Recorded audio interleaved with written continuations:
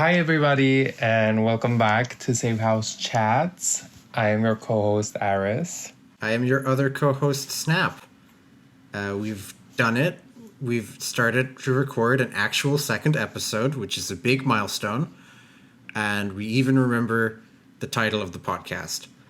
Or at least Aris does. I'm glad he went first. Yes, I am the CEO and manager of intros here at Safehouse Chats. And it is, in fact, the second episode. First of all, I want to start by saying, kind of like housekeeping little segment. I just want to say thank you to everyone who tuned in the first episode and the support we've received. And if you left a like or a comment or even just tuning in, it means a lot. Yeah, it was kind of like overwhelming, to be honest. Yeah, we were very pleased with it because we know full well that this is a 2-decade-old franchise. It's well liked by the people who have played it, which is not a huge amount of people. So we weren't expecting to blow up overnight by any means. And the support that we have gotten so far has been very, very appreciated. Exactly. It is a very niche thing. But a lot of you came out of the woodwork. It was kind of surprising. But thank you very much. Everyone who commented something to the effect of, "Oh, great, I'll listen to this while I draw." Exactly. That's exactly what we were aiming for. Yeah. Even the reblogs on Tumblr were very cute. Like the tags, the likes. It was really, really nice. Absolutely. So we're hoping that you'll enjoy the upcoming episodes. This time we're going to start with our recap, I guess, of each game. And of course, that means up first is Sly Cooper and the Thievius Raccoonus, also known, by the way, as Sly Raccoon. In the PAL region. Yes, exactly. Which, honestly, for the longest time, before I really got into... I was always into Sly, but, getting into, the online situ of something is a whole different thing. Oh, yeah. Yeah, joining Tumblr, discussing, posting about it, researching it. So before that, I had the biggest Mandela effect kind of thing where it was I could have sworn the box said Sly Raccoon. But am I remember something wrong? And all of these spaces are mostly Americans, so they're all, of course, talking about Sly Cooper and the Thievius Raccoonus. I'm not sad that they dropped it. No. But at the same time, it feels kind of monumental. Yeah. It's Sly. Sly Raccoon is a perfectly good title for a 2002 video game, but it's maybe a little bit too direct. There's not a lot of whimsy to it. You could say Sly Cooper and the Thievius Raccoonus maybe has a bit too much whimsy to it, but it's got definite personality. And I feel like that is to its benefit. They really the characters have a surname of the species they have is Carmelita Fox. Yeah. And I feel like it has to have been official at some point, Bentley Turtle. This game opens with opening credits, in the style of a movie. And I'm pretty sure it lists the characters as Sly Cooper, Carmelita Montoya Fox, Bentley the Turtle, and Murray. Yeah, Murray is just Murray. Murray, full stop. She doesn't need anything else. Yeah. But yeah, it's just never brought up. They dropped the raccoon. And yeah, I think it's for the best. Yeah. But anyway, so we'll be covering the first game today. Do you want to give a brief summary first? Sure. In terms of biographical information, just a quick summary would be This is the second ever video game made by Sucker Punch Productions after the Nintendo 64 1999 title Rocket Robot on Wheels, which I haven't played. I'm not sure you've played. I'm not sure anyone's played ever. No. I feel like it's lost media at this point. It could well be. That would be... I'm not going to commit ourselves to anything, but that would be a very interesting side episode if we ever get around to it. Because genuinely all I know about it is that it also has a raccoon in it, and sometimes there's like a little reference to it in the Sly Cooper series. But generally speaking, they made Rocket, and then they started right over here with a brand new intellectual property, a brand new like world built from scratch. It came out on September 23rd, 2002, and September 23rd is also Bisexual Visibility Day, which, coincidence, I think not. I want to get into that when we talk about like cut content and stuff, and I'm sure you know what I'm referring to. Oh, yes. Sly Raccoon, also known as Sly Cooper and the Thievius Raccoonus, is technically a stealth platforming game, although it's not really within the same genre as stuff like Metal Gear Solid and Splinter Cell, if only tonally, in that it is a very different approach to making you feel stealthy. It is a story about a young man whose parents got murdered in front of him. Well, not man. A young raccoon man. A young male anthropomorphic raccoon. We talked in the introduction about like this interesting blend of cartoony and dark elements. They really do hit you right out the gate with, "Hi, my name's Sly Cooper. I watched my parents get murdered in front of me when I was in elementary school." Anyway, he's so like blasé about it.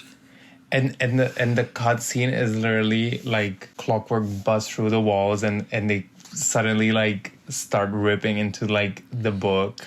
Yeah. And you just obviously you see silhouettes of what goes down, but it's like you went there, you actually did it, and he's very explicit. He's like, they killed my parents in front of me. Anyway, he wound up in the orphanage. He met Bentley, who is his genius friend, and Murray, who currently is just Murray. And that is something that I'm sure we're going to unpack over the course of the next few minutes. In lieu of like a kind of closed off tutorial that's purely, here's how you jump, here's how you do this, they tie it very nicely into the narrative by having the tutorial be Sly breaking into the office of Inspector Carmelita Fox to get the case file he needs to go after those 5 criminals what murdered his parents in front of him. I've always admired that as a way of very efficiently introducing you to Sly, introducing you to Bentley and also Murray, introducing you to Carmelita, and then you have all that information moving into what is the first full level. At its core, it's a revenge story. Yes. It's very, very Quentin Tarantino, very Kill Bill. They pulled off a job. Years later, he's back to extract revenge. And the consequences. Exactly. It has like a very subtle like level of nuance. Again, is that the blend of like the cartoony and like more sophisticated, mature elements, especially in terms of storytelling, because it's not just like a platformer, which is good guy needs to get to the bad guy, finish. It's this story which took place like years ago, and then it's right when they thought they had got away with it, as you said, it's the consequences. And that's I think that's brilliant. Comparing it to its two brothers, Ratchet and Jack, the plot of Jack 1 is your friend fell into some bad goo and he turned into an annoying little weasel man and you have to fix him. Let's go find the Dark Wizard. And the plot of Ratchet is you met a little robot and he's bugging you into basically stopping a extremely high stakes real estate scheme. Yeah. And both of those are like they have dark moments, but Sly is the odd duck in that it begins with a violent crime, which is quite a choice, even for, like, obviously they were going for thieves and criminals and running from the law. But I feel like if you were making an E for Everyone PlayStation 2 game, you didn't need to open with a murder. So that's an No. interesting choice.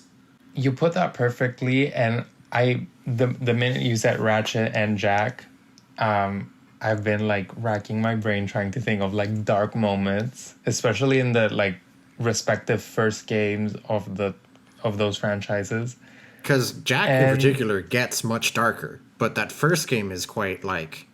it's like Cartoonville, okay? Yeah. And like the most adult moment in that is how Daxter has to never change back. Yeah. In my opinion, he just like trades his humanity. He's like, well, it's either that or everyone's gonna die. So, Yeah. but I don't feel like it holds even a candle to watching your parents get brutally murdered while you hide in the broom closet. And then as Sly tracks down these people, he discovers that none of them have retired. All of them are continuing to do terrible things. Absolutely, while sitting on their asses in their lairs. Yeah. We've said even in the introductory episode that this plot isn't as engaged, as like complex or whatever as the second and third game, but it does establish a very effective formula in terms of showing that Sly is a criminal, he is a thief, he does have arguably like wholly self-centered motivations, but purely by going up to these other criminals and ruining their own plans, he is a net force for good in the world. And I love that as a protagonist. I fully agree, and I feel like that's what it does. This game does so well, where it lacks in like complexity somewhat. It makes up in just being a very solid introduction. Yeah, it's that thing of your story doesn't need to be complex if it's well told. Yeah, exactly. Where does it stand in the trilogy? So for me, it's the introduction. And in retrospect, I feel like after playing the other two, it's crucial to have an adventure while Sly is like still in his youth, because he does display the behavior that you've described. He's still like an amateur thief. He still makes rookie mistakes. Like when he rushes to save Carmelita from Clockwork's flare at the end. How the boss fights aren't really like thoroughly thought out operations. It's just get to the baddie and figure out the rest from there. Yeah, run into their living room and then try not to die. Basically. And again, they're just all sitting on their asses and they've been waiting for this somehow. I love how you just walk in and they're just sitting. Yeah, that's a really good... I hadn't even thought about that, but that's a really good point of comparison between this and the later games that shows this one is written more like a video game. It's just getting to the boss room, whereas as the series goes on, there's thought given to, okay, well, Rajan is holed up in his temple. He spends his time doing this. He only leaves to do this. If we do this, maybe we can, like, treating them more like characters and less like the obstacle that is expected at the end of a video game level. And again, that's not to say that isn't, it's badly designed here. It's just that this is an interesting, like, point of comparison in that they push themselves a bit further with their narratives after this. Yeah. And obviously wasn't done on purpose while they were writing this, because they couldn't have like predicted what was going to come next. But you compare how the gang used to operate, and obviously their MO later on down their like careers, and you're like, oh, they were like basically still children in the first game. Basically. Like, isn't he 18 years old? I was about to say, in one of the fucking... Remember strategy guides? Remember when we used to have strategy guides that you could buy at the GameStop? Yeah. I think the source is one of those that claims, and there's no other information on this, so it is currently like what the wiki goes with. In Sly 1, Sly, Bentley, and Murray are 18 years old, and Carmelita, who I will remind you is a inspector with Interpol, is a terrifying 21. So that's only a 3-year age gap between them, but also she graduated at 16. Like, love that for there's her. A story there. She, Jodie Foster in Silence of the Lambs, she was top of her class. They were like, here, have the badge, have the everything you need, have the shock pistol, you're good to go. Yeah, exactly. And that's what happened. I feel like normally if you told me that the inspector with Interpol was 21, I'd be like, no. But I feel like Carmelita's cartoonish trait is hypercompetence at some, not all, some aspects of policing. And I can see her getting to the position that she's in at age 21, even if, say, she doesn't have a good grasp of leadership or social skills or like other things that she clearly should have. No, who needs that? Like, the bitch can backflip, she can aim a gun, and honestly, that trumps all the rest. We're talking about introductions here. Carmelita literally backflips into frame. That is the first... She yells the word criminal from off screen. The camera pans up and she backflips onto her starting cue. There is no way to improve on that. That is how you introduce your character. Obviously, we're going to get into Carmelita later, but just circling back to the strategy guide. Yes. That has like unlocked the memory, which I don't even have like written down in my notes or anything. Like, that perfectly encapsulates like my overall like sentiment towards this game, because admittedly it is not the best game in the series. Like, I feel like we both agree that it's the third best. It's an understandable, like, I think I said in the last episode, video game sequels are opportunities to improve more so than sequels in other mediums. So it's not an indictment at all of Sly 1 that they were starting from scratch and they improved on it from there. That being said, I do have a bit of a bias towards it because it was the first one, as we've discussed last episode, and that strategy guide, which is like modeled after the Thievius Raccoonus, like, it is, I still have it. It is holding on by a thread. Like, just it like is the real scratched. Yeah, like the actual one from like the PS2 era, because I have all of like the strategy guides from all the like boxes I used to have. I collected them, and it has like crayon writings inside. Like, I used to draw inside that when I was like, 4, 3?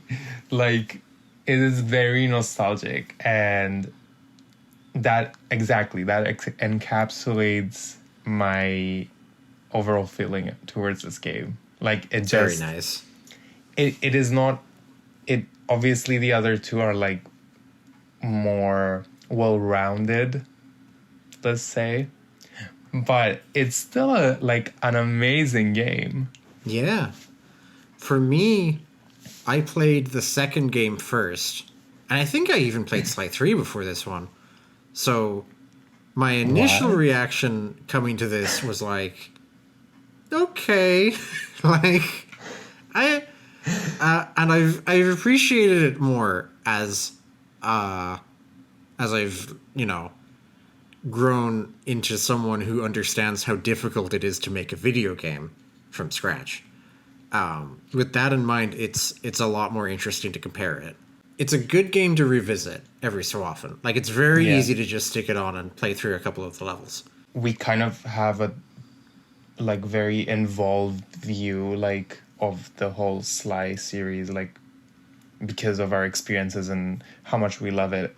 And that's why sometimes we have trouble like taking a step outside and actually seeing the games for what they are. But what was interesting was that a couple of years ago, I think this was like during COVID, I had my best friend Nick from back home play Sly 1, because I was like, oh, it's during lockdown, there was curfew. Oh, yeah. Like, I want you to try playing this game. And we played it, and he loved it. And he's not a gamer.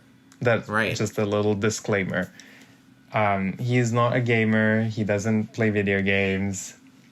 But he played this. He really liked it. And then when we got around to playing Sly 2, he hated it. Wow. So the point of me saying this is I feel like, yes, we both agree that Sly 2 is like the best in the series. Sly 3 also, like they're more well-rounded. But sometimes it's the simplicity of things like is very much appreciated by some people. And I feel like Sly 1 like hits that on the head. Sly 1 is very accessible, and I think that is one of its strengths. Exactly. Like, it's simple.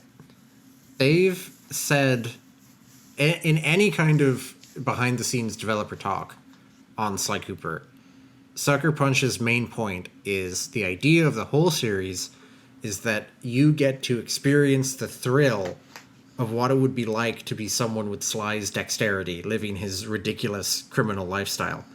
And the way they did that is by deliberately making the game easy to play. That Right.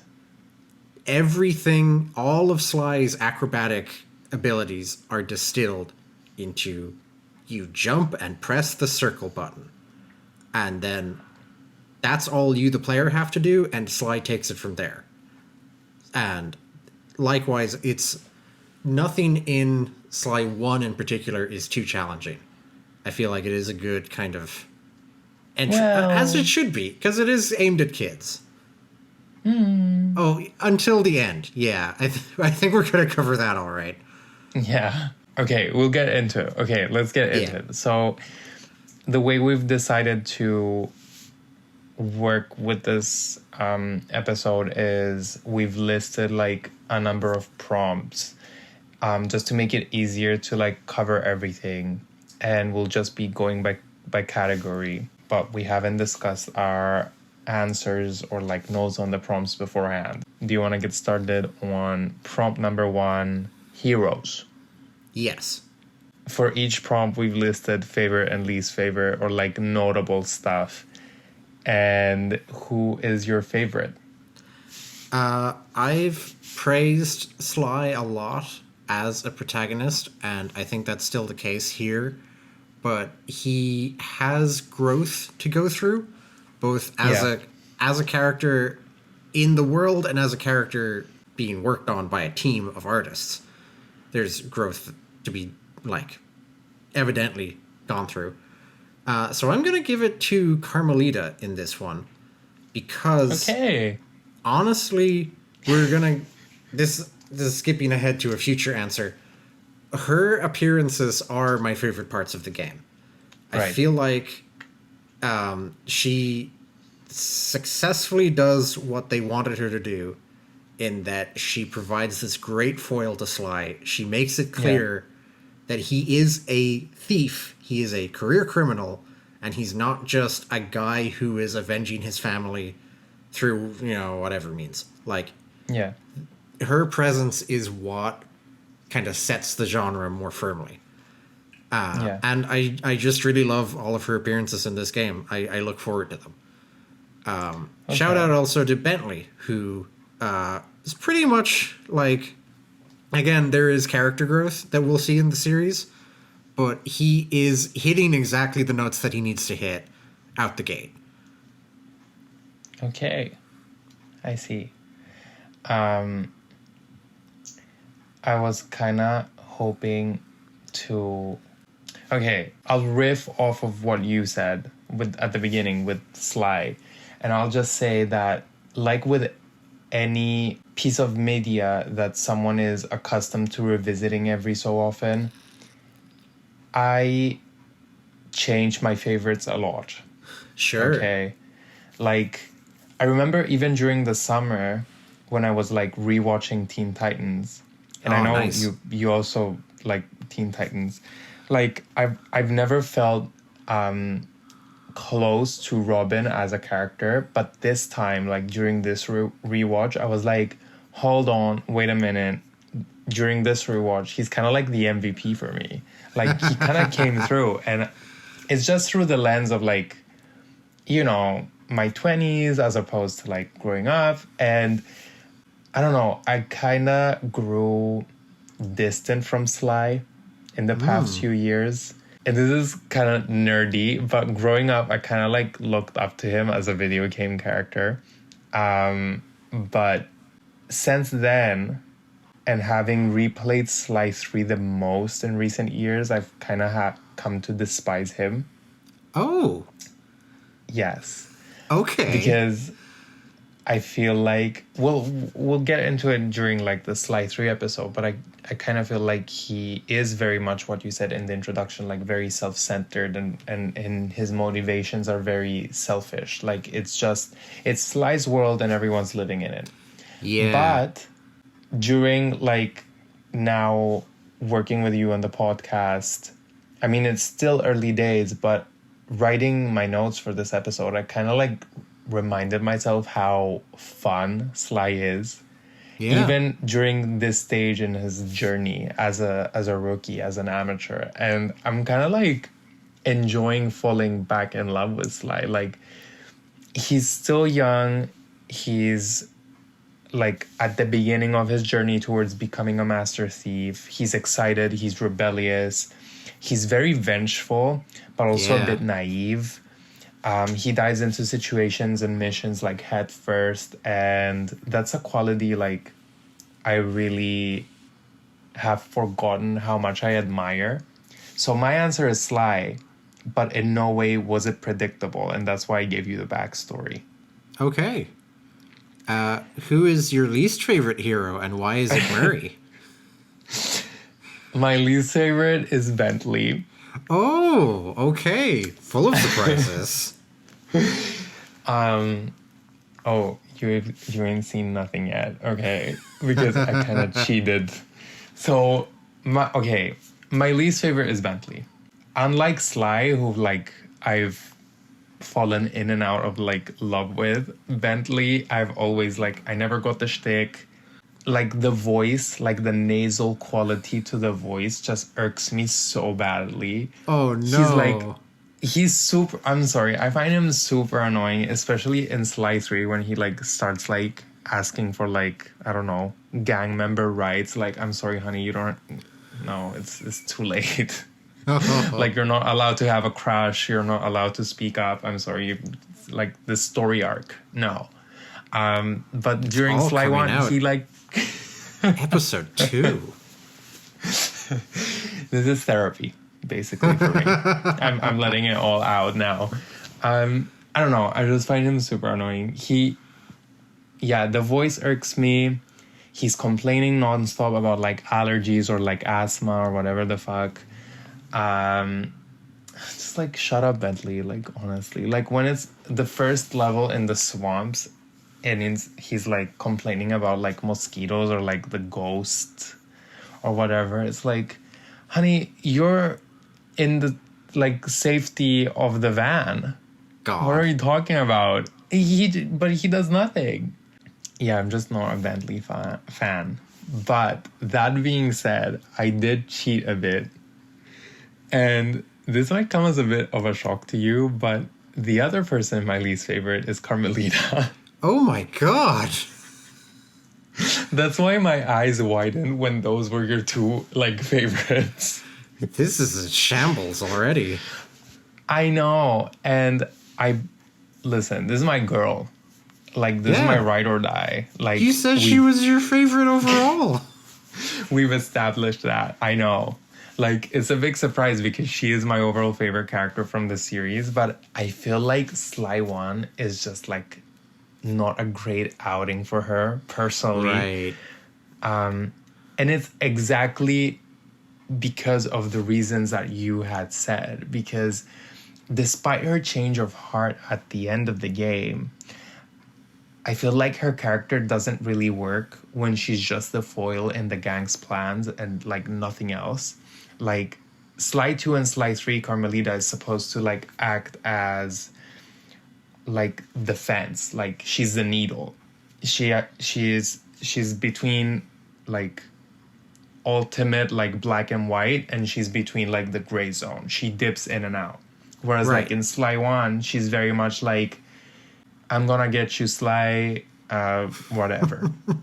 Like, Yeah. okay, girl. Like, she's supposed to question stuff, and she doesn't. She's just like going against Sly nonstop, mercilessly. And honestly, that's again great character development because we see where Carmelita, like how she's gone from kind of like, what is that superhero who's like based off a cough? Is it Judge Dredd? Yeah. Who's like very like black and white. If you break any law. Yeah, that's Judge Dredd. Yeah. So she goes from that to questioning.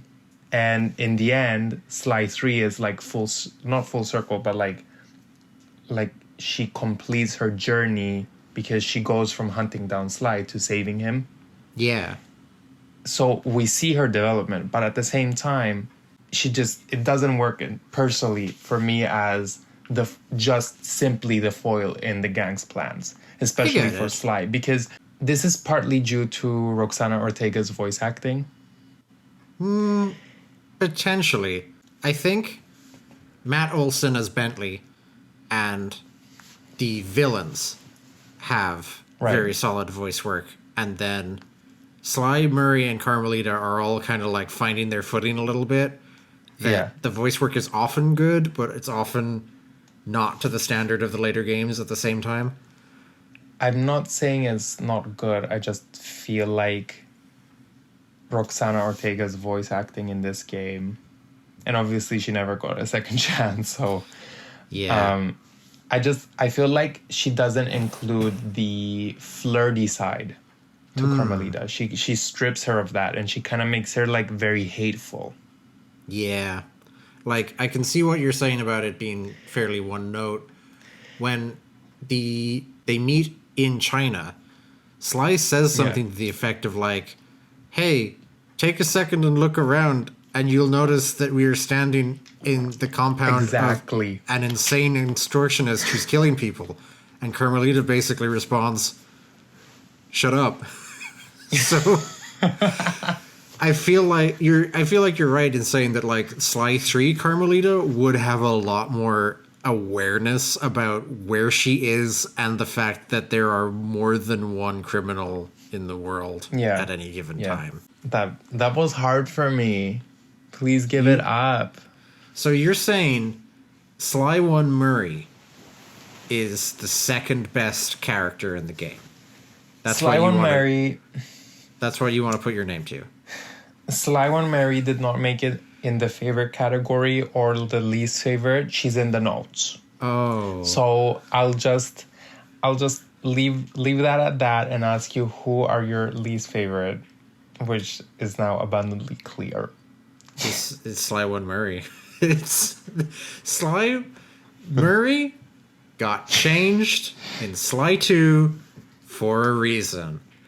There's a version of this franchise where they didn't make, because it's scary. It's scary to take something as fundamental as one of the main characters' personalities and be like, this isn't good. We need to do something else. And if they had kept Murray as in 2 and 3, it's Sly the Thief, Bentley the Brains, Murray the Brawn. Right. In Sly 1, it's Sly the Thief, Bentley the Brains, Murray the Burden. And that's just sad. Like, I get idea of having like a designated comedy fuck up guy, but in a team of 3 and one of you isn't pulling your weight, that's like not efficient character work, really. I mean, that's supposed to be Bentley. The- I'm sorry. Okay. Okay. Took me a second. enough anti-Bentley rhetoric, but I don't know, like, okay, so in my notes, obviously I have, like, it's very much like Sly and Friends, like, Bentley and Murray, like, are locked up, they're hostages, like, held in the van, and the thing that I'm the most perplexed by is the lack of explanations behind Murray's transition from this game to Sly 2. Like, he goes from being, like, Courage the Cowardly Dog to Muscle. Muscle Queen, Beefcake. And it's like, but what happened? I guess he just had an epiphany, you know? Like, there's a character arc here in the text of the first game where Murray is scared because it's all very scary, but then he goes out and he does it anyway. And that's what Sly says in his wrap-up narration at the end, that we're all very proud of Murray, that he went out and he did the thing. So you can maybe spin it out from there. I feel like definitely, given that he invented a persona for himself, there was an element of like media consumption involved, whether it was wrestling, whether it was comic books, whether it was movies. No, he was drawing on something. I'm not buying that. I'm sorry. That is like, no, that's not the origin story. Do you know what they say about Avril Lavigne? Oh my god. Yes, I think I do know what. Yeah, well, I think he pulled off an Avril Lavigne. I think the actual Murray might have just like dropped in like the lava in Clockwork's lair, and they had a casting call for like the replacement. It's Murray 2.0. Yeah, and the title that is Murray canon. 2.0, he's better. Yeah, that is canon. Yeah, it's not canon. Yeah, I'm kind of surprised at our answers. Yeah, we have a lot of shared opinions, evidently. This is not one of them. No. Shall we move on to the next category, which is villains? Okay. Who is your favorite villain then? Really, the question is, who is my second favorite villain? Because despite the name Fiendish 5, for me, it's always been 4 people standing next to Clockwork, who is just wholly in a league of his own. Like, imagine a version of this game where the 5th guy is also just a gangster. Like, just a regular old 40-something mean criminal. And then Sly beats him up and was like, that guy was a little tougher than the other 4. And then he goes home. Instead, they take this already, like, interestingly twisted world that they've made, the combination of the, like, dark criminal genre with the heightened cartoon genre, and they present you with, oh, by the way, the guy who killed Sly's mom and dad also killed every single ancestor he ever had, because it turns out you can be immortal if you pursue the right combination of chopping off your body parts and replacing them with robot parts, and also you hate someone just that much. Anyway, he lives in a volcano and he has a death ray. Like, great. I love every part of that. Yeah, I don't know how that slipped my mind while I was like taking down notes. How he's killed an entire lineage spanning from ancient Egypt to present time. I kind of forgot about that part. Yeah. I just want to, while we're on the subject of Clockwork, one of the things I wanted to bring up is that I feel it's probably unintentional, but there is a great element of dark comedy to his character, in that specifically his grievance is that he wanted to be known as the better thief compared to the Coopers. He is a giant robot owl who is bigger than a house. So he was never going to be a good thief. He's an excellent supervillain because, again, I stress, he lives in a volcano and he's built a death ray. But he is not stealthy. He is not slinky. He could not pick up a jewel with any degree of reliability. So it feels like almost an unintentional metaphor for, like, know yourself and know what you're good at, and don't hold on to, like, if you're a giant robot owl, maybe you should just accept that other people are going to fit into air vents more easily than you ever will. Yeah, maybe. I guess it's a different definition of thief. The thing is that since you've opened up this line of discussion, and I'll say Clockwork is neither on my favorite or least favorite lists, but I do have him like written down in my notes because I just wrote down Clockwork and next to it, what's his deal? ? I'm sorry. I do appreciate the fact that he's like the ultimate villain. He is. He lives in a fucking volcano. Yeah. Kudos. Like, great. But I feel like he's severely underdeveloped. That's fair. I feel like it's probably a matter of opinion because I'm one of those people who thinks that, like, the more you would explain this concept, the less kick it would have. Yeah. That you kind of want to just hit your audience with, and now here's a millennia-old owl that hates you. And by the time they're like, what? You've already moved on. Truly. Like, that is exactly how it is. Like, the fact that they retain the mystique of it all until, like, the very end, like, literally the very end of the game. Yeah. That was a choice. Yeah. And...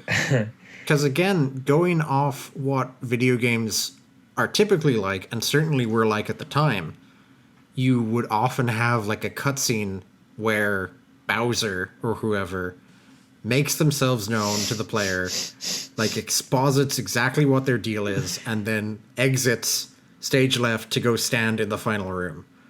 Whereas all you get is a silhouette, and I wonder how many kids spotted the shadows of Clockwork. Yeah. In the cutscenes. In like, the flashbacks. That's a great kind of play along at home moment that they are there. And I'm someone who, like, works best with explanations, and I get 100% what you're saying about taking away from the kick if they were to, like, explain and give motives, because then it might not have been as insane. Good Yes. Quotation marks. Insane. Yeah. Let's go with that. But I mean, what are his motivations? What's his identity? And because of, like, the teasing through, like, the flashbacks and the silhouettes and the shadows, it's like, but what happened? Like, he was there, and Sly says he noticed in, like, the drive to Russia, which, by the way, let's just not get even into that. But they drove up to a volcano. If you pay attention to the maps, they are so distressing. Because I think literally the first cutscene where they're going to Wales and they're starting in Paris, they drive east from Paris. They circumnavigate the entire globe to get to Wales in their van. Paris is actually quite close to Wales if you go west. But no, they went east. Sly One Mari, not even good at reading maps or driving after all. Oh no. I can picture Carmelita being like, how is it that they're always able to avoid the roadblocks? And it cuts to the van in Kazakhstan. No, that needs to be one of the comics. Yeah. 100%. Perfect. So, yeah, for me, it's just like give me like a mid-episode exposition cutscene, or even like dialogue instead of like that horrible Murray driving mission. Yeah. With the fire slugs. Like, just replace that with like something. Like, he could give us like something. Like, I hate you. Why? Here's why. King, give us anything. Great. Like, please, just give me something to work with, please. But instead, he traps Carmelita in like a room of farts. Yeah. The main thing I got, and this is me being very Tumblr brain, like spinning character analysis out of a small moment. When they fall for the trap and he begins to flood the chamber with neurotoxin, Clockwork laughs, which I find is an interesting choice in that normally a villainous robot would be unemotional. And even he's making fun of Sly for being empathetic, but he's enjoying himself. Like, there's enough naturalistic nuance to his dialogue that he sounds like a person and not a robot. And that's kind of scarier for me. But yeah, I get what you mean. Like, it's subjective how much detail would be the right amount of detail for a character like Clockwork. It's a bit of a mixed bag, and honestly, that's why you didn't make favorite or least favorite, because I feel like in this specific game, there's villains who give both of what we've discussed, like the batshit crazy, but also like with explanations. Yes. So is he your favorite then? He is my favorite, and then of the rest of them, I have a feeling that my second favorite is your overall favorite, that being Ms. Ruby. Yes. Yes. It's true. And honestly, like, do we even need to explain it? Like, she has the best boss fight in the game. Very relatable backstory. Like, who the fuck hasn't been bullied in their lives? Her dialogue is peak about playing Simon Says. I see the vibe you there, is immaculate. Sly Cooper. Eat it up. Yes. Like, she's just a spooky diva. And who doesn't like that? Like, she just stole the show. I'm sorry, she ate. She did. I believe we foreshadowed in our last episode. You said one of the reasons you liked Ms. Ruby was that tying into her sympathetic backstory, you said that her scheme was like understandable compared to burying villages in the snow. I take the entire opposite angle here. When you enter her hub world, you know, when you enter a hub in Sly 1 and you hear the villain talking about their current scheme. Yeah. So Mugshot is like, oh, be on the lookout for cops kind of stuff. Yeah. Ms. Ruby, and I feel like this is important and needs to be drawn attention to, she's making the goo, the ectoplasm, so that she can create an army of ghosts. And she explicitly says, keep piling those shining bones into the soup. We'll have an army of ghosts by morning and take over Mexico by the end of the week. I mean, think, in contrast to her male colleagues who are perfectly content to, as you say, sit on their ass with like a low-level scheme that brings in a reasonable amount of money, Ms. Ruby wants to be the necromantic empress of the world. And honestly, cool. Let her cook. Yeah, let her cook. Let her cook the spooky soup. Let her cook the spooky soup. She can do whatever she wants. She can do no wrong in my eyes. Would she do a worse job than those clowns in Congress? Maybe, because she Probably. is pretty evil, actually. But it would be interesting to watch her try.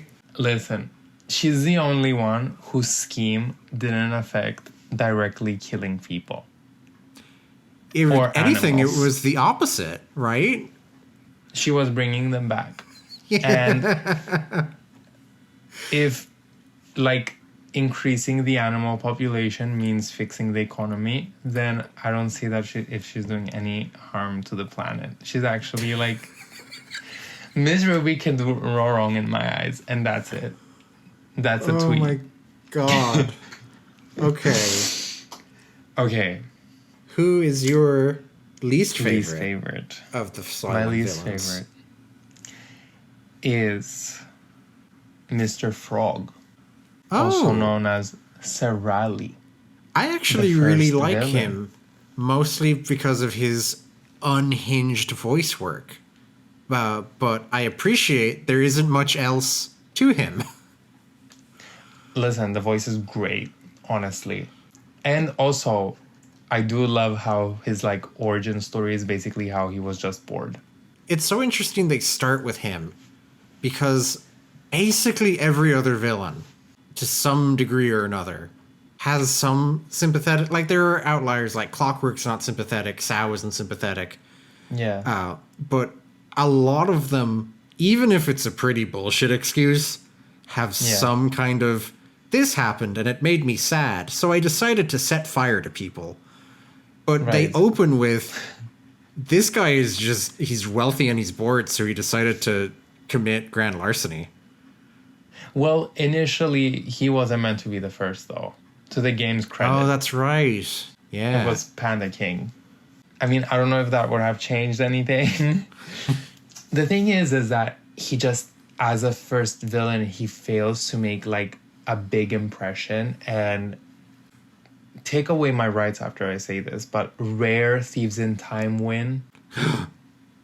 El Jefe is, like, a great first villain.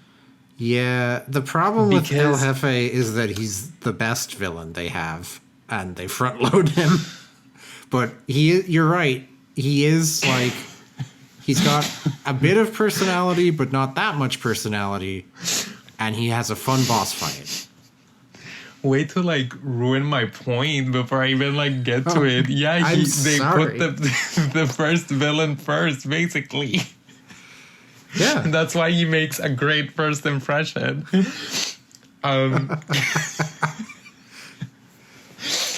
Look, El Jefe, he is the best villain, and he's not particularly good, but I feel like he's, like, decent, like, he's well-rounded. He's, like, based off, like, a gimmick, like, his military background, and I feel like Raleigh would have, like, had, like, an advantage if that was the case with him, because he could benefit with some, like, deeper character depth. Like, he's an engineering mastermind. What did he make? Give us something. Initially, he was, like, in that concept art, he was, like, meant to, like, ride, like, a crab. That's right, yeah. Fight, I think. I've seen that. I wish they had kept that in. The question about Raleigh that I find interesting is he is explicitly referred to as the Fiendish Five's chief machinist. That he is... They all have their own roles in the gang, and he is the inventor, the tinkerer, the engineer. Yeah. I will say it for a third time. Clockwork lives in a volcano and has built a death ray. And that's, like, Clockwork has... His lair is super high-tech, as you would expect from someone who's literally a robot. What the fuck can Raleigh possibly build that Clockwork can't build better? And going off of that, why does Clockwork keep Raleigh around? Like, I can fully buy Clockwork doesn't know magic, so he has Miss Ruby. He doesn't know martial arts, so he can appreciate the Panda King has knowledge he doesn't. He doesn't Mugshot? have a foothold in North America, so He doesn't like- own a casino. That's why he Yeah. has Mugshot. Mugshot could be like the Dimitri in that, like, it's a ground level Yeah. operation that generates money. Raleigh is like, Well, Clockwork could be doing Raleigh's Welsh triangle thing in like 15 different spots on the globe simultaneously, judging by his tech level. token British person. Diversity higher. Diversity higher. I don't know. I think my headcanon is, if that's all the case, Raleigh does not know. Raleigh has no idea. He thinks that Clockwork is like muscle and tactics, and he has no clue. He's never been to Clockwork's house, and if he ever went, he would be faced with the realization that he is completely redundant in his own team. Yeah. But Clockwork never hosts. Of course not. There's that. And I think don't know, Clockwork- Raleigh can bring like a great salsa. That's why he has him around. But I agree with everything. I'm kind of surprised he's not your least favorite. Like I said, the voice alone really elevates him for me. Like, when I first played it, I was like, yeah, he's a starter villain, whatever. But about my 5th playthrough, I was like, this frog fucking rules, dude. My actual least favorite is Mugshot. I know. What? I feel out of step sometimes with common, like, opinions, because Mugshot seems quite popular enough that, like, he showed up not only in Sly 3 but in that 5-minute animated short. There was an ad for Thieves in Time. The villain is just Mugshot. No, please Third don't go Mugshot. Oh, But also in dialogue in Thieves in Time. yeah, like they About mentioned it. Yeah, he's like, I feel like he's the most One of the most popular, yeah. minor villains, for sure. Yeah, And I'm just exactly. like, I mean, I guess I get it. Some of the lines are quite funny. Like, obviously, I feel transgressed and violated is a great bit. yeah. But I don't know. Like, he doesn't rise above that level for me. He's just like 1 or 2 jokes and a not very good boss fight, in my opinion. And then you move on. Really? That's really interesting. I really enjoy his boss fight. I feel like he's Jean Besson done right. Honestly, like, you're right. He is very popular. I like him, and I don't even know why. Like, he's just a funny guy. I'll say he's funnier in 3 for me. I think, as with a lot Yeah. of characters, they figured out his voice a bit better. I love his interactions with Carmelita in that one mission. But Yeah. he's just like serviceable in Sly 1 for me. He's not terrible. He doesn't fail in his role, but like he's not memorable. I thought for sure that you were gonna say Panda King. I was kind of gagged. But the thing with Panda King is that even though he comes in at a close second for least favorite, he has the unfair advantage of like receiving much more depth in Sly 3. Like, you can't really That's it. unsee that. You after. can't disconnect. Yeah. Yeah.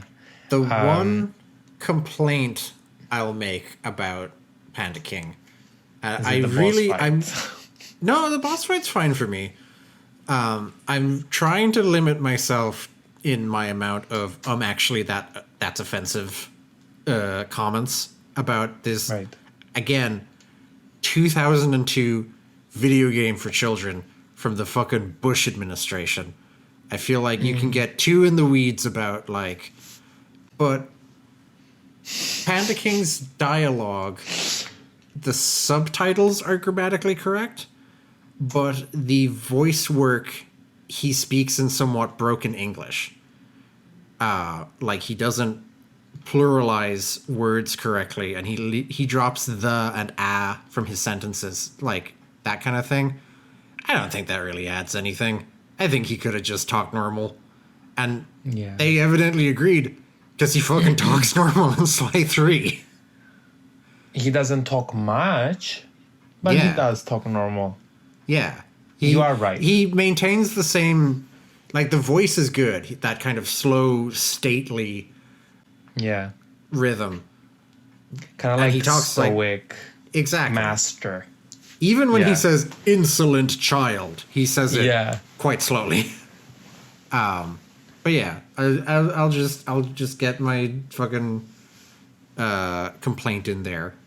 But otherwise, I think you're right in saying that it is hard to disconnect him from Sly 3, and that makes it interesting to play that level again and see that much more straightforward hero-villain relationship between him and Sly, knowing it's not going to stay that way. No. But trying to just see what's there in the text, it's like, fine. Prompt number 3, episodes. Yes. So this includes like the 5 episodes, the color palettes, the genres, the hubs, and I kind of want to guess your favorite, but based on how today has gone down, honestly, I do not have like a single clue. Yeah, just go for it. You've got a 1 in 5 chance. You look so scared. I am scared. Because I was like, I was honestly gagged you said mugshot. So I want to say, I'm going to say just a shot in the dark here based on nothing. Fire in the Sky. No. There's a ranking like prompt in our prompt that was hard for me because it's all quite close. It was difficult for me to rank them because I really do see them as a nice set that each episode kind of like contrasts from one another. But if I did have to rank them, Fire in the Sky would be 4 out of 5. Like that low. Just kind of disconnecting purely in terms of like the aesthetic, the layout, how it looks, rather than gameplay. Fire in the Sky is just like the colors don't really appeal to me. Like it's a little bit too dark and dour. The architecture is very nice, but it doesn't stand out too much. Will I tell you? Okay. Tell me the ranking. The ranking is Vicious Voodoo, followed very closely by Cold Heart of Hate. Again, Cold Heart of Hate on a gameplay ranking would do quite badly because it is too hard. But visually, I think it's great. I think the other 4 levels, they stuck to these like moody nighttime palettes, and then befitting how much Clockwork contrasts with his quote-unquote colleagues. Cold Heart of Hate is like horribly bright and vibrant. Like kind of, it feels hostile to be in. It feels like you're in a different game all of a sudden, which is very intentional, I'm sure.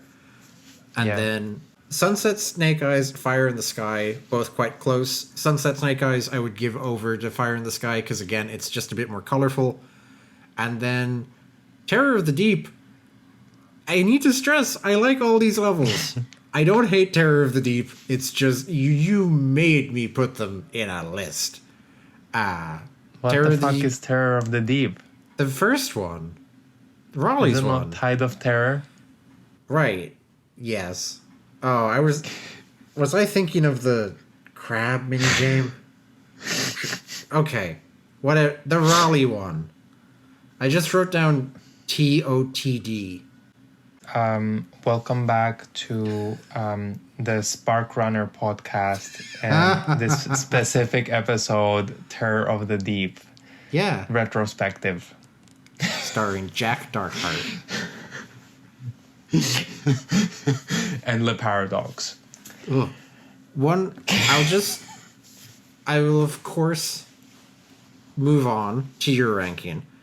But the one thing I wanted to note, because I'm not a visual artist. I'm one of those people that looks at visual art and tries to support it and is just like, Right. wow, the colors are good.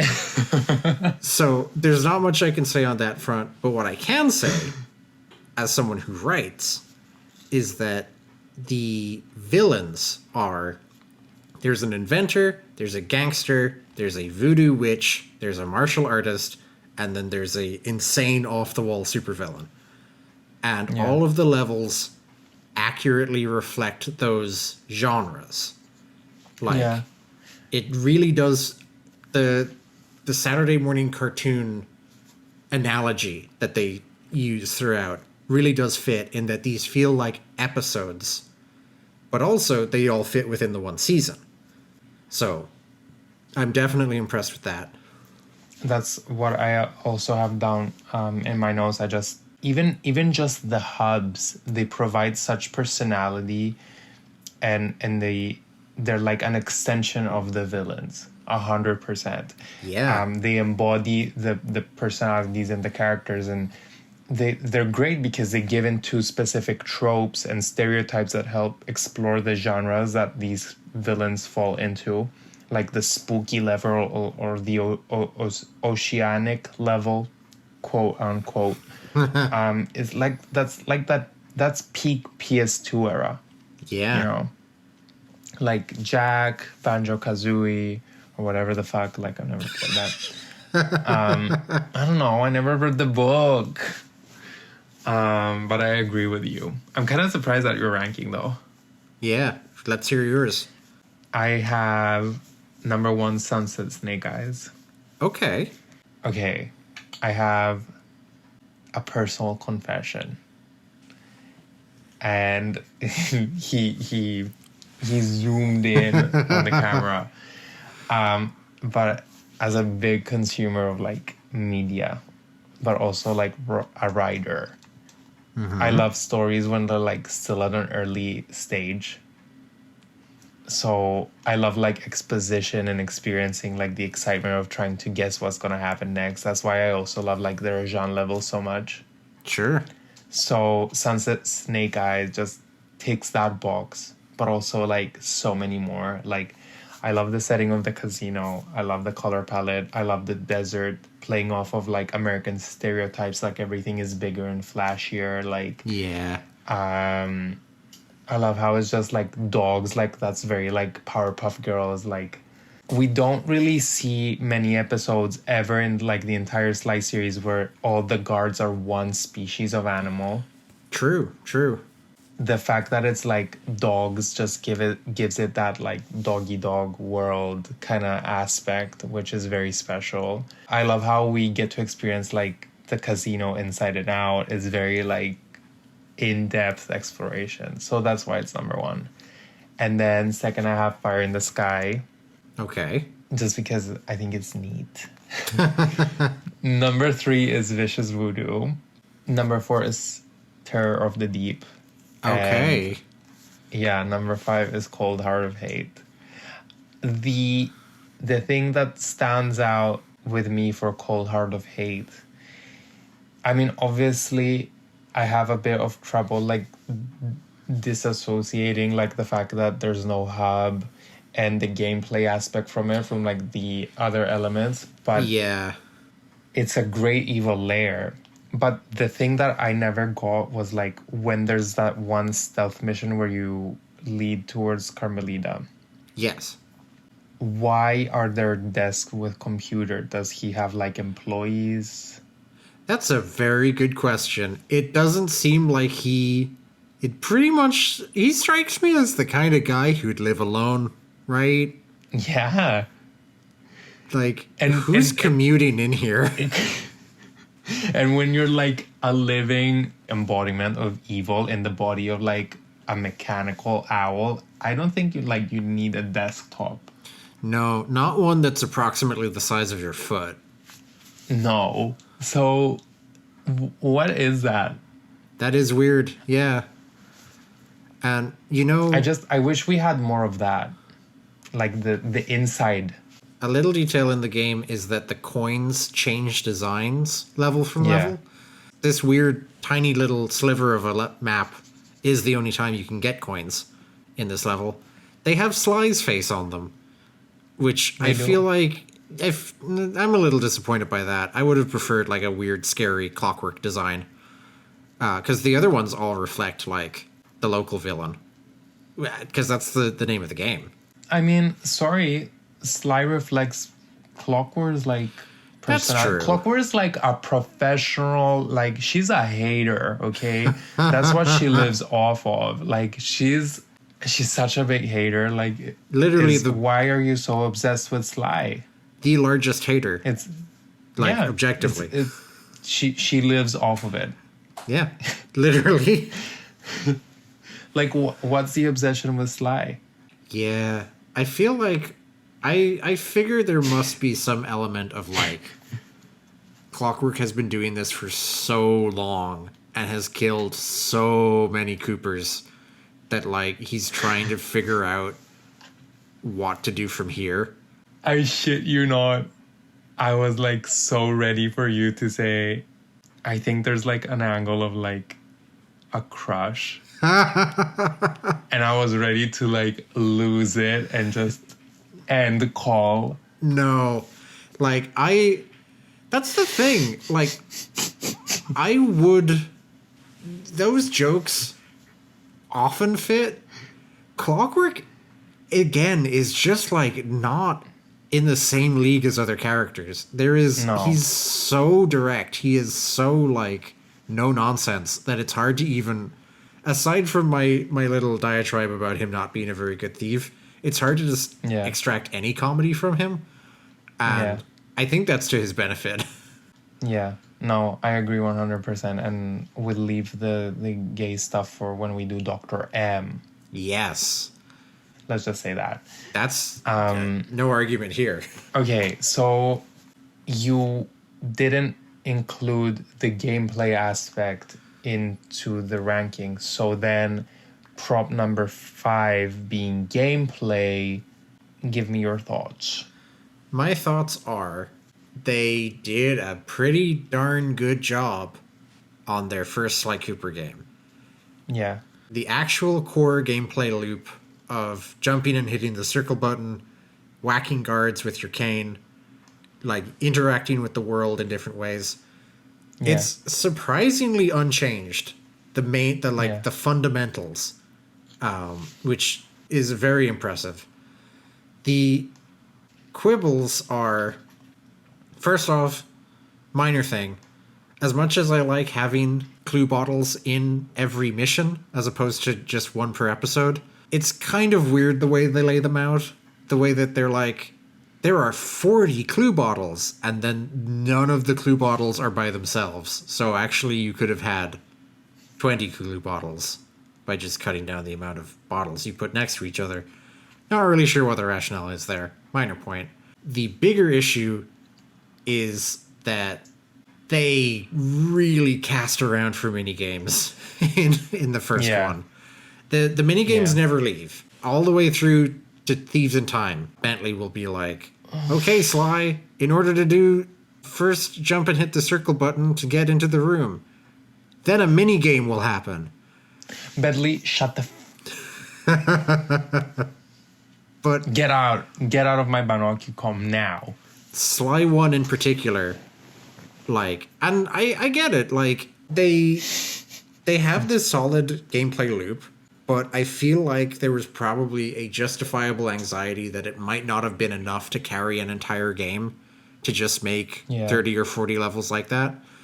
So we have quite a selection of different gameplay modes as well that are all mandatory if you want to beat the game completely.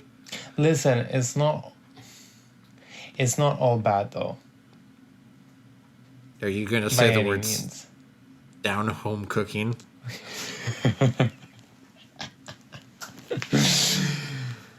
I am a bit predictable. Yeah. I am. But I will say that like my online obsession with down home it's down home cooking and Battery of Peril. Correct. Like those are the two reasons that I still have the will to live. But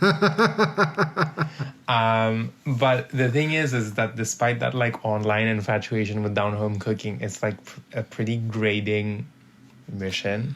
Yeah. I didn't enjoy It's just the doing it. music for me.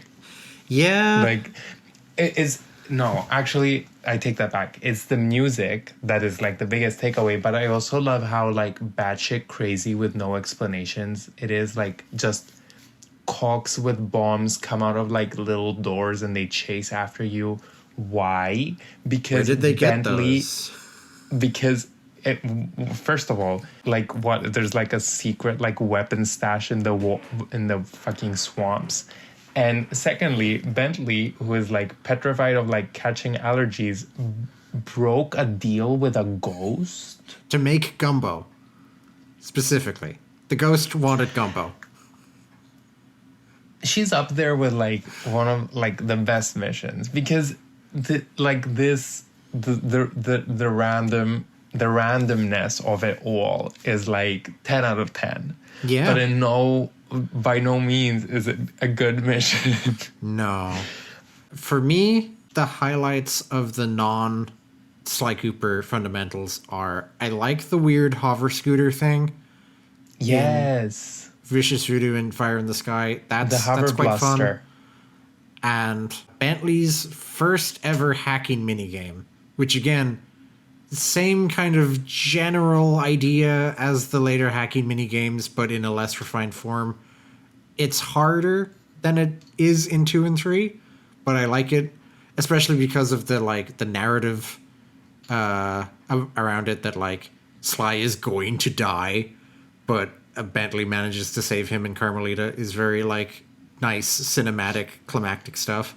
It's not every twin stick minigame because I don't like the crab one very much because it makes me think I'm going to die. That is also my worst. Where in the hacking one, Sly was going to die. In Treasure in the Depths, I was. Yes, exactly. Because it is literally like, I have the words down, worst 100% is Treasure in the Depths. And it's so early. That's in the first episode. Which is worse? Is it that? Or is it the Murray Racing minigames? Okay. Listen. You've made several good points, which I've agreed with up to this point. Okay. Apart from the hacking. I hate that hacking. Okay. Like, I hate it. It's down there with Treasure in the Depths. Because you can't even kill the enemies. No.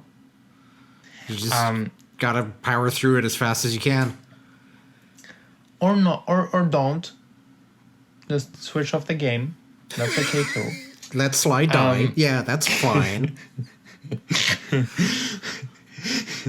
in Clockwork's fart chamber. But I agree with how they've diversified the gameplay. Like, it seems like it was under anxiety. Yeah. I agree with like how the hover blaster is okay. But the racing, the thing about the racing is that at this point it's like so bad it's kind of good. Like, it's comically bad. He's shaking his head. I'm just gonna say that the Murray racing levels are like staring camp right in the eye. It's camp. Yeah, it is. Like, honestly, I don't even hate it that much. It's like the hacking and Treasure in the Depths, they're horrible. Get out. But other than that, I also included Carmelita levels as a different mode of gameplay. I count them as regular Sly missions. And they are my favorite regular Sly missions. Because they're very nicely laid out. They have the fun dialogue at the start between the two of them. And just it's got a great sense of like momentum to both of them, that you have to keep moving. You have to like be constantly managing Carmelita while also like making forward progress. It's just very fun. Yeah. I respectfully disagree on the racing because I really blew through the game when I replayed it recently. Like, I don't think I died at all until Cold Heart of Hate. I know, shocking. Okay. But that didn't mean I didn't fail, because it did take several attempts to beat the fucking racing minigame, because you have to do it pretty much perfectly. You have to get the nitro boosts, but the nitro boosts spawn in slightly different locations.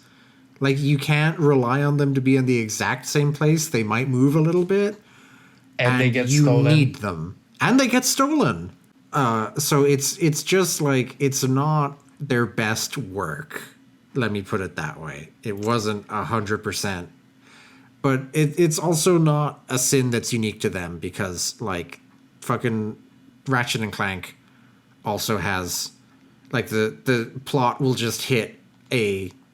Ironically, it'll put the handbrake on while the game is like, and now you have to do this racing minigame, and you have to get first prize, or else the plot won't advance. Like, not everything about the PS2 era was perfect. Yeah. Oh my god, that skating segment. In the first one? Yeah.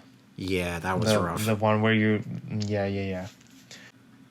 Okay, so let's move on to our like final prompt, which is kind of like extra notes on everything we haven't covered yet, or that couldn't be really categorized or boxed in with something else. We have like the music, the van, the cutscenes, the time playthrough / Master Thief sprints.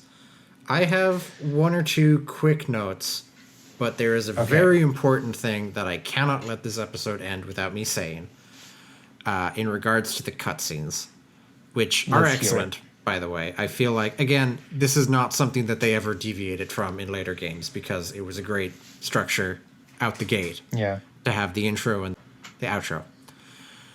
My favorite, it's not even my favorite line, it's my favorite half a line, because it's the start of a sentence. And then there's a comma, and then he says something else. Sly says, of Miss Ruby's arrest, the production of zombies, made illegal in the World Peace Accord of 71, and as a kid, that flew over, like, I barely even noticed, because, like, I'm just kind of looking at the art, I'm listening to Kevin Miller's soothing, pacey voice, I am nodding along as the crocodile lady goes to jail. Yeah. The production of zombies made illegal in the World Peace Accord of 71 is my favorite line in Sly Cooper, and a very strong contender for one of my favorite lines in any story, because it so neatly encapsulates the world-building ethos of treating insane shit seriously. That some collection of United Nations bureaucrats met in the year 1971 to discuss international protocol around criminal law and law enforcement and all that. And one of them said at some point in that meeting, he adjusted his fucking tie and he said, of course, we're going to have some kind of article covering the production of zombies. And everyone else at that table fucking nodded. And it just shoots past. Like, they don't dwell on that at all. But in this universe, there is international legislation that covers necromancy. And that's beautiful. I couldn't let the episode end without giving specific praise to that. You really made me appreciate it with what you said, because it did fly over my head for this long. I mean, I remember it as soon as you started saying it, I knew what you were going to say, but I never actually considered it in that like depth, in that Yeah. level of depth. I hope our So- listeners are, if they're in a similar boat, that I've just raised awareness. Since you've opened up that subject, though, I will say how I know this might be like a bit of a niche, and I know you said like you're not someone who has like in-depth like artist knowledge, Right. but the art style for the first game, especially through cutscenes, is like beautiful.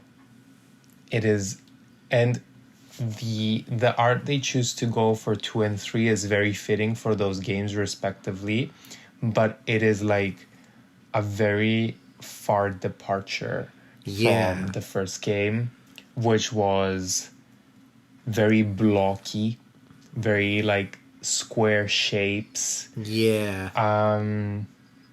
It's and very also distinctive.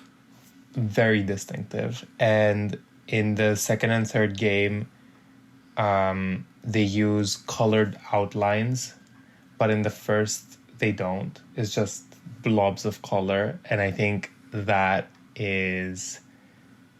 I'm just, even though I wish we could have seen more of that art because it's so beautiful. Again, I feel like it wouldn't fit the vibe of the second and third game. So I feel like the art direction for all 3 games, they nailed it down like perfectly. Yeah. I think it makes Sly 1 more special, that it has this... Yeah. Even within its own series, it has its distinct, Yeah. unique look. Exactly. But also, and we've discussed this not while recording, but on a separate call about the unlockable anime cutscene. Yes. For Which- those unaware, if you get 100% completion, Bentley is like, I've gotten this cool email from my friend who lives in Japan. Yeah, And- exactly. It just plays literally the opening cutscene in the Japanese version of the game, where instead of having the like simply animated, just the kind of main like poses, it's fully fluidly animated in anime style. Yeah. And Sly is narrating in Japanese, that is such a cool idea, because that got made anyway, right? Like, Yeah. as part of localization, that was funded. And instead of just locking it off in a particular version of the game, they show it to us fucking gaijin. I feel like that's a very nice, especially when you're 8. Like, Yeah. when you're a young kid in the year 2002 and like Dragon Ball Z is on the air, but that's about it. Like, that felt special. It's a very cool touch. Even though the Master Thief sprints are like They're not a pain to They're go not- through. that fun, but between the Japanese cutscene and the developer commentary, I would say is also worth it. I was listening to some of it just today, even. There's some great, like, there's a lot of technical and artistic discussion they get into of, like, how they lit the levels or, like, how they designed the enemies. But there's also just, like, there's some good banter in there. Matt Olson has some, like, great zingers. So it is, of course, on YouTube, but a true Master Thief would earn the right to listen to it, of course. I don't need to... I feel like that it goes without saying.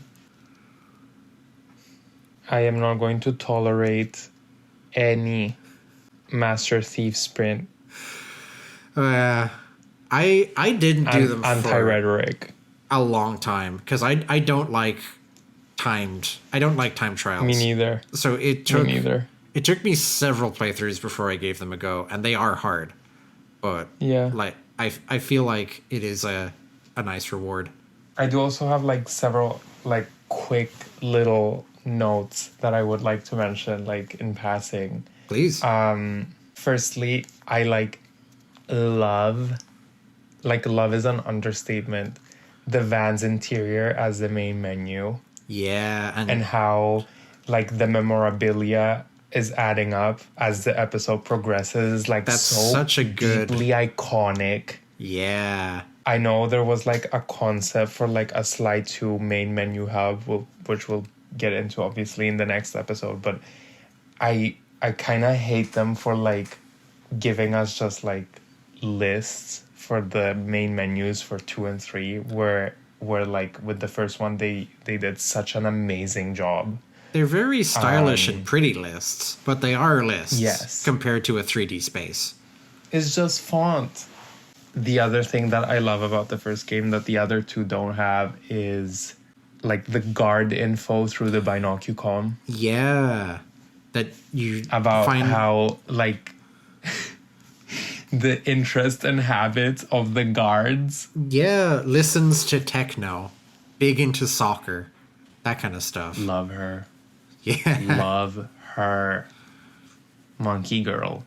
Yes. And the third one, the third thing I want to say is how I find it kind of jarring and it was a bit of an odd choice to have that one vault in China be able to like open after you finish the game. Oh yeah, that Bentley's like, I need to study Russian owl dialect. And I'm like, what?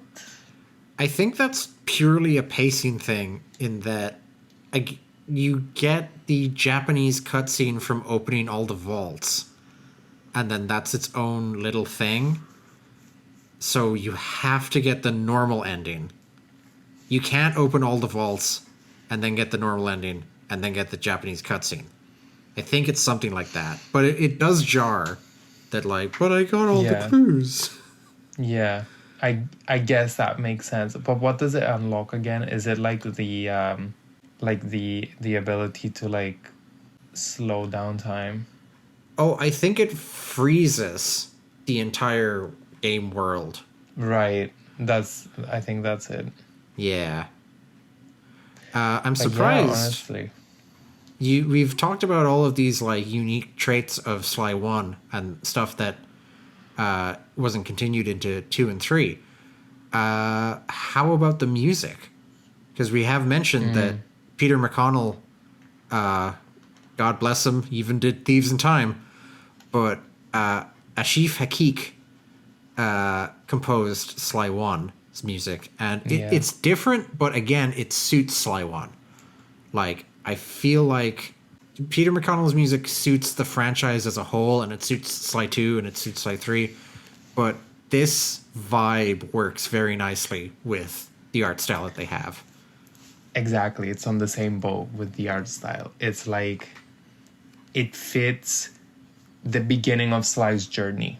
Yes. It encapsulates it really nicely. Whereas like the other, like both the art style and the music for 2 and 3 have like a bit of like grandeur to it. Yeah. Like it's more orchestral. You know Sly's story. Now there are thieves out there, or like let's play on that. But as a first building block, I feel like both the music and the art style fit this game perfectly. Do you have a favorite track from Sly 1? Well, I think we both know what that is. Down Home Cooking? Yes. Okay. Yeah. Do you? I would go with Clockwork's boss fight. All of the boss music is very good. But the Clockwork one, it's such a heavy ask to be given this. I think if we've established one thing into this episode, it's the absurd weight Clockwork has as a character. And you just say to your composer, like, all right, so we've given the protagonist a jetpack, and he's having a duel to the death with the giant evil robot owl that killed his parents in front of him 10 years ago, and also the owl killed everyone else in his family going back millennia. So the music has to sound good. Go. Opera vocals. Yeah, like where do you even begin? But the tracksuits, like it's fittingly climactic.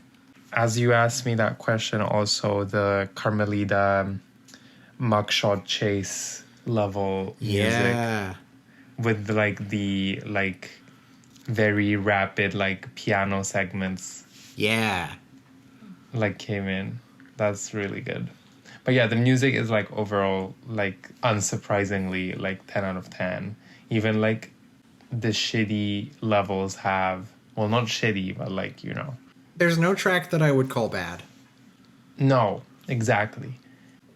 I was going to say there's no level that I would call bad, but there not only there are. Ooh. Listen, there's not one segment that I don't look forward to playing, except for the hacking and Treasure from the Depths. yes. Other than that, That's a pretty good Great. run, considering that's only 2 out of, 50? yeah. I do kind of brace myself going into Cold Heart of Hate every time. No, actually, I take that back. Yeah. The lava slugs. The turret section into lava slugs, into the very brief normal sly level, into the hacking, into second turret section, into climb this thing very fast or you'll die, into quite difficult boss fight. They really don't let up on that stretch. No. Okay, I take it back. You're right. All right. This game is bad, actually. Yeah. We hated garbage. I was kind of hesitant to write in under outro in the notes has anything we discussed today changed your mind, because obviously we've been playing this for so long, I don't think something will change, but guess what, we've just decided that this game is shit. Yeah, into the garbage it goes. And join us next time to see if Sly 2 will follow it, and if there will be any video games left over by the time we're done. Banjo-Kazooie, which I intend on playing after saying that it was peak PS2 era and then proceeding to not know what the fuck I was talking about. I am almost entirely certain that it is not a PlayStation 2 game. Is it not? Is it what? Is it GameCube? Maybe I'm thinking of something else.